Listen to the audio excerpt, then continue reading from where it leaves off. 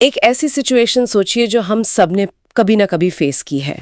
आप कहीं हैं, शायद किसी कैफे में या मेट्रो में, और अचानक आपकी नजर किसी से मिलती है। हाँ, वो आपको देखकर मुस्कुराते हैं हाँ, और फिर बस अपनी दुनिया में वापस चले जाते हैं। राइट, और बस उतना ही। बिल्कुल। पर आपका दिमाग वहीं अटक जाता है। वो मुस्कान क्या थी? हाँ, क्या वो सिर्फ एक पोलाइट जेस्चर था या उसका कोई और मतलब था?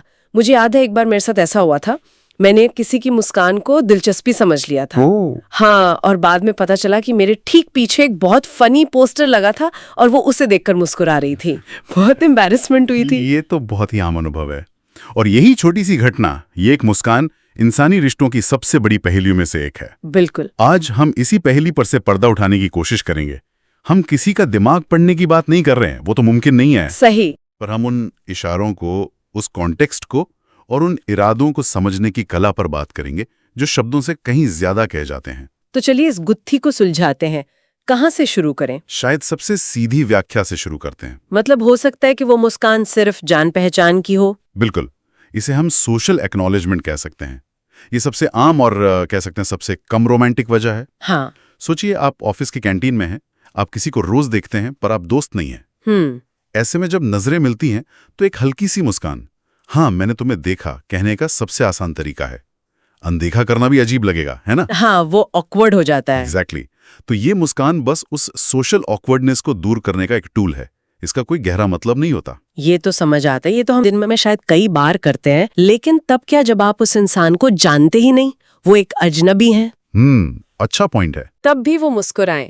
ज्यादातर लोग तो यही सोचेंगे कि ये सिर्फ विनम्रता है। और वो सही भी हो सकते हैं। ये हमारा दूसरा मतलब है, केवल विनम्रता। कुछ लोगों का स्वभाव ही ऐसा होता है। मिलनसार। हाँ, मिलनसार।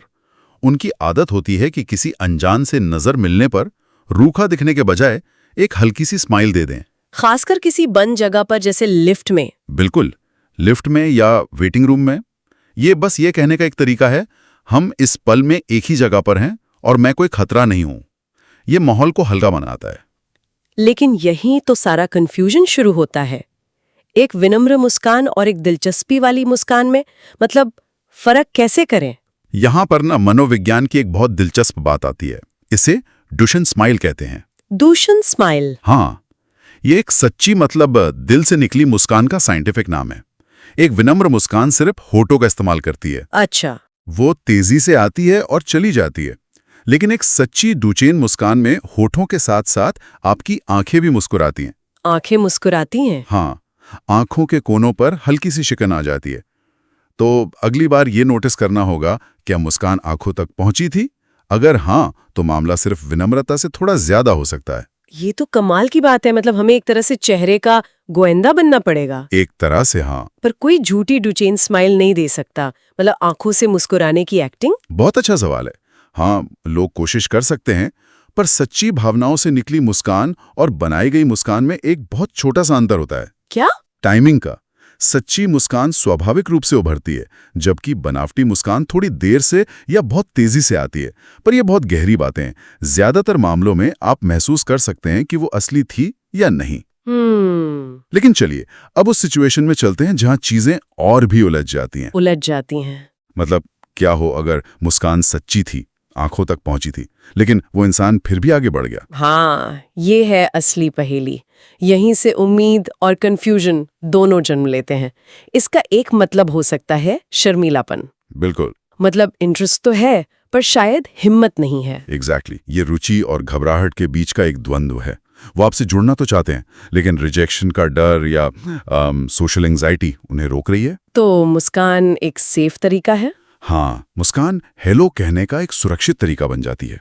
इसमें शब्द नहीं लगते, और अगर सामने से कोई रिएक्शन ना भी आए तो ज्यादा शर्मिंदगी नहीं होती। और वो आगे इसलिए बढ़ जाते हैं क्योंकि वहां खड़े रहना उन्हें और नर्वस कर सकता है। सही पकड़ा। वो मुस्कान एक अधूरा वाक्य है, मैं आपसे बात करना चाहती थी पर। और फिर आता है चौथा और सबसे रोमांचक मतलब, जिसकी सब उम्मीद करते हैं। सच्ची आत्मविश्वास से भरी रुचि। हाँ, एक तरह का सीधा निमंत्रण। हाँ, और ये सबसे क्लियर सिग्नल होता है। यहाँ सिर्फ एक मुस्कान नहीं होती, एक पूरी प्रोसेस होती है। प्रोसेस? कैसी प्रोसेस? सबसे पहले जानबूझकर आंखों में देखना, फिर कुछ पल उस नजर को बनाए रखना जो दिखाता है कि ये कोई इत्तेफाक नहीं था। फिर वो सच्ची डुशेन वाली मुस्कान, और अंत में शायद शर्माकर या अदा से नजरें झुका लेना।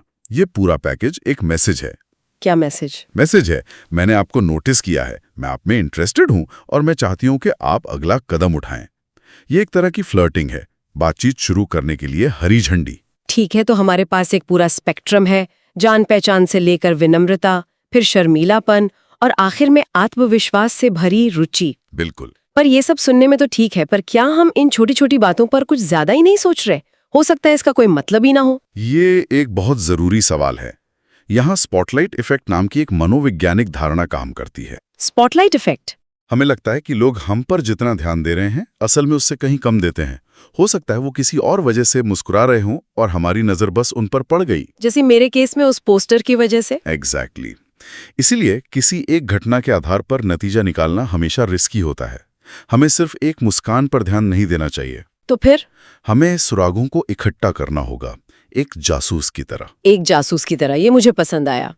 तो हमारी इस जासूसी टूलकिट में पहला सुराग क्या है? अगली बार जब ऐसा हो तो सबसे पहले किस चीज पर गौर करना चाहिए? सबसे पहला और सबसे जरूरी सुराग है आई कांटेक्ट, नजरों का संपर्क। हाँ, ये पूरी बातचीत की नींव है। आपको याद करना होगा कि आई कांटेक्ट कैसा था। क्या वो 1 सेकंड से भी कम का था, जैसे गलती से नजरें मिल गईं और तुरंत हटा ली, या फिर क्या नजरें जानबूझकर मिलाई गईं और 1 या 2 सेकंड के लिए उन्हें थाम कर रखा गया? अच्छा। आई कांटेक्ट की ड्यूरेशन और उसकी इंटेंसिटी वो सब कुछ बता देती है। एक पल की नजर कुछ भी हो सकती है, पर एक देर तक टिकी नजर हमेशा जानबूझकर होती है। ठीक है, तो आई कांटेक्ट की अवधि, ये पहला सुराग हुआ। लेकिन जैसा आपने कहा, एक बार हुई घटना तो संयोग भी हो सकती है। सही। तो हमारे टूल किट में दूसरा सुराग क्या होना चाहिए? दूसरा सुराग है दोहराव, मतलब रेपिटेशन। रेपिटेशन। एक घटना एक कहानी है, लेकिन 2 या 3 घटनाएं एक पैटर्न बन जाते हैं। इंटरेस्टिंग। अगर ऐसा सिर्फ एक बार हुआ तो उसे भूल जाइए। हो सकता है उनका दिन अच्छा हो, लेकिन अगर अगले दिन फिर से ऐसा होता है और फिर उसके अगले दिन भी, तो ये सिर्फ एक संयोग नहीं हो सकता। बिल्कुल, ये एक पैटर्न है। और जब कोई चीज एक पैटर्न बन जाए तो उसके पीछे हमेशा एक इरादा होता है। ये तो पक्की बात है। दोहराव इस बात का पक्का सबूत है कि आपको नोटिस किया जा रहा है और ये पहली बार में कोई गलती नहीं थी। ये तो बहुत लॉजिकल बात है। अब तक हम सिर्फ ऑब्जर्व कर रहे थे, एक पैसिव जासूस की तरह। लेकिन अब आते हैं तीसरे और सबसे अहम सुराग पर, जहां हम खुद इस सिचुएशन का हिस्सा बन सकते हैं। हाँ, और यही सबसे निर्णायक कदम है। इसे हम लिटमस टेस्ट कह सकते हैं। Litmus test? अगली बार जब वो आपकी तरफ देखकर मुस्कुराएं, तो आप भी जवाब में एक हल्की सच्ची मुस्कान दें। अच्छा। ये स्थिति को एक तरफा देखने से एक 2 तरफा संवाद में बदल देता है, भले ही वो संवाद अभी भी नॉन वर्बल हो। जब आप मुस्कुराकर जवाब देते हैं तो आप उन्हें एक सिग्नल भेजते हैं कि हाँ, मैंने आपके सिग्नल को नोटिस किया है और मैं भी पॉजिटिव हूँ। तो अब गेंद उनके पाले में है। एग्जैक्टली। तो उनकी प्रतिक्रिया को कैसे समझा जाए? हमें क्या देखना चाहिए? आपको उनकी तत्काल प्रतिक्रिया देखनी है। अगर आपकी मुस्कान के जवाब में वो थोड़ा शर्मा जाती हैं, या उनकी मुस्कान और चौड़ी हो जाती है, या वो खुश नजर आती हैं, हाँ, या फिर वो नजरें झुकाकर फिर से आपकी तरफ देखती हैं, तो ये एक बहुत ही क्लियर ग्रीन सिग्नल है। अच्छा। ये इस बात की पुष्टि है कि उनकी रुचि सच्ची थी। लेकिन अगर आपकी मुस्कान के जवाब में वो नॉर्मल दिखती हैं या थोड़ा अनकंफर्टेबल होकर कहीं और देखने लगती हैं, तो इसका मतलब है कि वो शायद सिर्फ पोलाइट हो रही थी। बिल्कुल, और अब स्थिति उनके लिए थोड़ी अजीब हो गई है। तो आपकी प्रतिक्रिया पर उनकी प्रतिक्रिया ही असली मतलब को उजागर करती है। वाह। तो अगर हम पूरी जासूसी की प्रक्रिया को संक्षेप में बताएं, पहले आई कांटेक्ट की गहराई देखो, फिर दोहराव का पैटर्न ढूंढो और अंत में एक जवाबी मुस्कान के साथ लिटमस टेस्ट करो। ये तो लगभग एक फूल प्रूफ योजना लगती है। फूल प्रूफ तो नहीं, क्योंकि हम इंसानों की बात कर रहे हैं, लेकिन हाँ, ये आपको सिर्फ अंदाजा लगाने से कहीं बेहतर स्थिति में ले आता है। सही बात है। ये आपको डेटा देता है जिसके आधार पर आप एक बेहतर फैसला ले सकते हैं। ठीक है, मान लेते हैं कि सारे संकेत पॉजिटिव हैं, लिटमस टेस्ट में भी ग्रीन सिग्नल मिल गया है, अब एक क्लियर है कि रुचि है। लेकिन वो नॉन वर्बल दुनिया है। अब असली सवाल आता है, अगला कदम क्या होना चाहिए? बिल्कुल। उस बातचीत की शुरुआत कैसे की जाए? उस चुप्पी को कैसे तोड़ा जाए? ये सबसे मुश्किल और सबसे जरूरी पड़ाव है, और इसका जवाब इस बात पे निर्भर करता है कि आप कहाँ हैं। मतलब कॉन्टेक्स्ट ही सब कुछ है। हाँ, ये तो है। अगर आप किसी लाइब्रेरी में हैं तो आप जोर से हाय नहीं कह सकते। अगर आप किसी कैफे में हैं तो आपके पास ज्यादा मौके हैं। तो चलिए कुछ सिचुएशंस की बात करते हैं। मान लीजिए आप एक कॉफी शॉप में हैं, क्या करना चाहिए? कॉफी शॉप एक बेहतरीन जगह है। यहाँ एक बहुत ही आसान और नेचुरल तरीका है। क्या? आप बस उनके पास जाकर कह सकते हैं, माफ कीजिएगा, आप जो ड्रिंक पी रही हैं वो काफी अच्छी लग रही है, क्या मैं इसका नाम जान सकता हूँ? ये तो बहुत ही सेफ शुरुआत है। हाँ, ये सीधा नहीं है, ये उस स्थिति से जुड़ा हुआ है और ये उन्हें अपनी पसंद के बारे में बात करने का मौका देता है। और अगर वो इंटरेस्टेड है तो वो सिर्फ नाम बताकर चुप नहीं हो जाएंगी। एग्जैक्टली, वो बातचीत को आगे बढ़ाएंगी। ये तो बहुत अच्छा तरीका है, इसमें कोई दबाव नहीं है। अच्छा, और अगर आप किसी पार्क में हैं या बस यूं ही कहीं बाहर, वहां तो कोई कॉफी का कप नहीं होता। वहां आपको थोड़ा और क्रिएटिव होना पड़ेगा। आप आसपास की किसी चीज का इस्तेमाल कर सकते हैं। जैसे अगर उनके पास एक कुत्ता है तो उससे बेहतर कोई शुरुआत हो ही नहीं सकती। या आप बस ईमानदारी से पर बिना डरावने लगे कह सकते हैं, क्या? मुझे पता है ये थोड़ा अजीब है, पर मैंने आपको एक दो बार यहाँ देखा है और सोचा कि आज हेलो कह दूं। मेरा नाम अपना नाम है। ईमानदारी अक्सर काम कर जाती है ना? हाँ, जब तक कि आपकी बॉडी लैंग्वेज कॉन्फिडेंट और रिस्पेक्टफुल हो। सबसे जरूरी बात है कि आप उनकी प्रतिक्रिया देखें। अगर वो असहज लगे तो विनम्रता से पीछे हट जाएं। ये समझना बहुत जरूरी है कि ना का सम्मान कैसे किया जाए।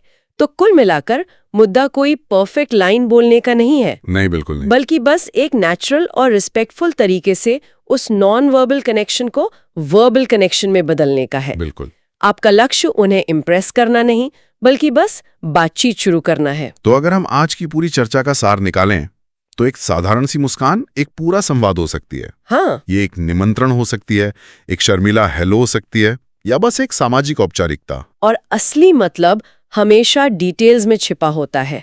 आंखें, दोहराव और आपकी प्रतिक्रिया पर उनकी प्रतिक्रिया। बिल्कुल। और अगर हम इसे एक बड़े नजरिए से देखें तो ये सिर्फ डेटिंग या रोमांस के बारे में नहीं है।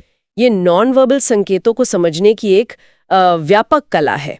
ये हमें सिखाता है कि हमारी रोजमर्रा की जिंदगी में, ऑफिस में, दोस्तों के साथ एक ही एक्शन के कितने अलग अलग मतलब हो सकते हैं। ये हमें एक बेहतर ऑब्जर्वर बनाता है। बेहतर ऑब्जर्वर बेहतर श्रोता और सामाजिक रूप से ज्यादा समझदार इंसान बनाता है। ये एक बेहतरीन अंत है, लेकिन इसने मेरे दिमाग में एक और विचार पैदा कर दिया है। अच्छा। आज हमने पूरी चर्चा इस बात पर की है कि किसी और की मुस्कान के संकेतों को कैसे समझा जाए।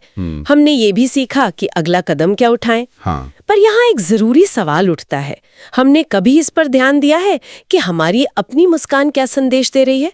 हम दिन भर में अनजाने में लोगों को क्या संकेत भेज रहे होते हैं? ये तो सोचने वाली बात है। शायद असली रहस्य दूसरों को समझने में नहीं, बल्कि खुद को समझने में छिपा है। अगर आपको वीडियो पसंद आया तो वीडियो को लाइक करें और चैनल को सब्सक्राइब करें ताकि और भी ऐसे ही वीडियो आप तक पहुंचते रहें। धन्यवाद।